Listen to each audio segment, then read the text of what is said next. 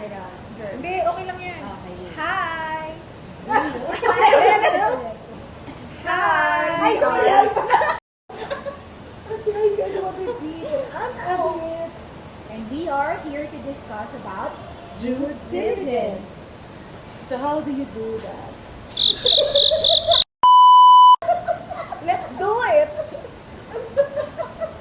Ano ba yan? Tumba tayo. Ilang take na yan? Ito na lang. Ito na. Ito na totoo na game na. Serious na? O, serious na. Hi! Naligigilig pa tayo. Oh, game. Hello! Ano gulo? Akala ko, ay, I don't want to repeat something to you. What's our topic for today? Due diligence? Yeah. So how do we do due Hindi tayo matatapos, girl. Sabi mo 4 minutes.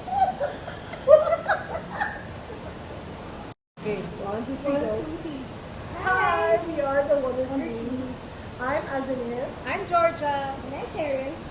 And we're here to discuss about due diligence. So,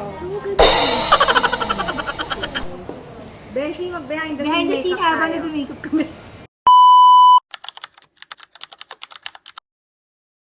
hi! We are the Wonder Queens. I'm Azinir. I'm Georgia. And I'm Sharon. And we are here to discuss a very interesting topic. It's about conducting due diligence. Wow. So, how do we start doing due diligence? Seryosa. Why ka muna, Sharon? Me, ano ba? Due diligence ng property, Yeah. due diligence ng title. Anong gusto niyong topic? Unahin Siguro natin. due diligence muna ng title. Sige, title Documents, na. yeah. So Okay. for me, talaga it's very important that whenever I get a new listing or property listing from a client, check ko yung title. So, I go to the RD, LRA, I get a certified true copy of the title. I-check ko kung may annotation. I-check ko kung yung seller ba, nag-align ba siya dun sa yung kausap ko na seller, siya ba talaga yung owner. So, I get property identification ng owner. Plus, pag may pag medyo doubtful ako, papasecure din ako ng title page. Sine-check ko pa rin yung title prior to the one that we handed to me. And pag nakita ko nga na, baka may dito, baka may deads na dito. Diba? EJS na yan, important. Sometimes hindi educated yung mga clients eh. Feeling nila, kunyari, pag married yung may-ari, diba? Tapos namatay yung spouse, na parang, okay lang yan. Buhay pa naman yung isa.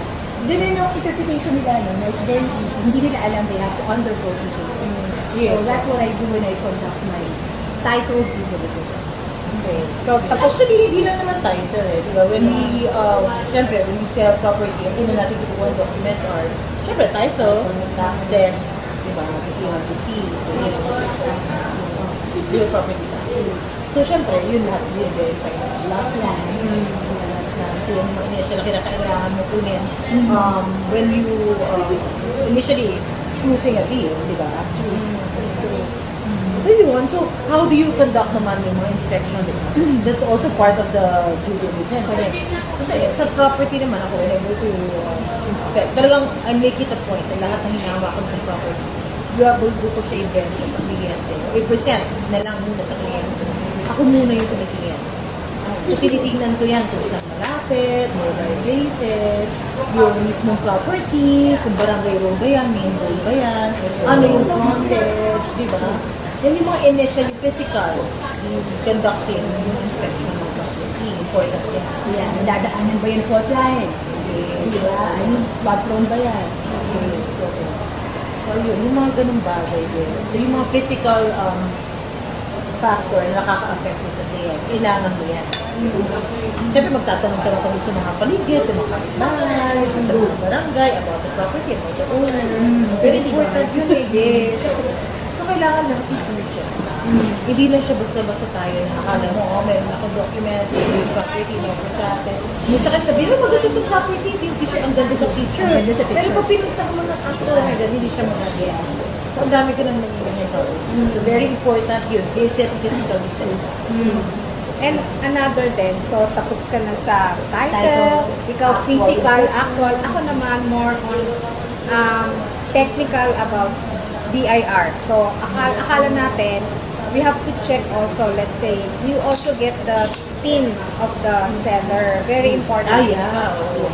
Kasi there's such a thing as VAT person.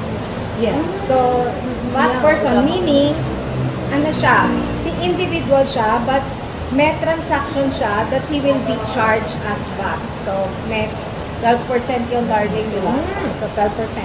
So, para hindi magkabulagaan yung magbibili or bibenta, so, kailangan na-check mo na siya, VAT person ba siya, Correct. or hindi siya covered ng VAT. Another thing is, you have to make sure about the zonal value. Diba? Kasi dapat updated yon.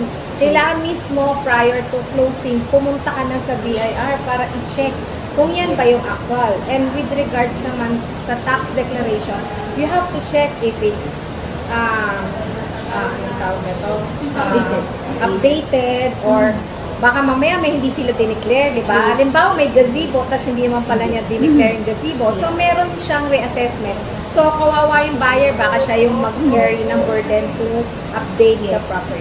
Diba? So, yun yung mga things na kailangan mo siya i-look out na minsan, so, tapos ka na sa title, di ba? Tapos ka na sa physical. But you know, the final part of closing, yun yung final part of closing natin about BIR, yun yung ano natin, and RD.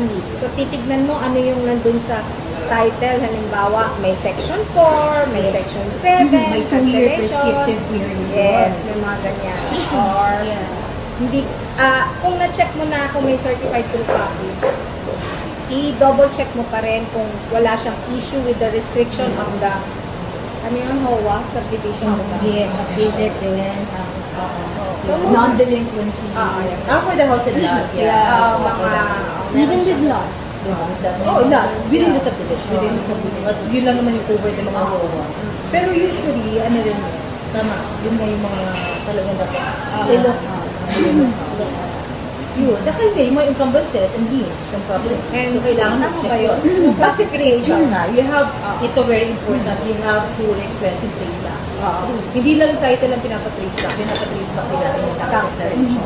So lahat yung makikita mo kung hanggang, minsan nga, alam mo, we do hanggang sa OCP. Yeah. Kasi doon mo makikita hanggang Mother OCP. title. Mother Tama. title. So doon mo makikita talaga yung pinakasimula. Kung sino may ari, paano na ipasa. Kasi minsan along the way, may mga loans, may mga problema, may mga naiwan na mga mortgages na hindi pala na-settle or agreement. Lahat yung doon kasi sa minsan yung process ng lahat. So you have to check that kasi lahat yun, That's part of our step by step, responsibility. may mga article na kailangan talaga, linisin mo natin. Yes. Yun lang so far. So far, no, na-cover naman natin yung basic due diligence pag magpa-purchase ka ng property. Yun naman yung basic. Pero para ang simple lang, no? Pero pag sa totoong buhay, ang dami mo nang dadaan. Parang dumadaan ka sa butas ng karayom. Yes. Pero kailangan yun. That's Kasi why, syempre, ang role ng brokers, hindi ganun kasimple na kasi that's why we are full professional. You have to work professional. Talagang hindi lang basta nagturo ka ng property. Yeah, sometimes you have to shell out money, no? You're out of pocket talaga, no? Just to make sure na. To secure yung pag-purchase ng client. Yeah. So ayun, so far, Cover na natin. Cover na namin. So we hope you learn from our topic for today. So we hope you like and subscribe. Thank you. Bye. Good night. The Wonder Queens.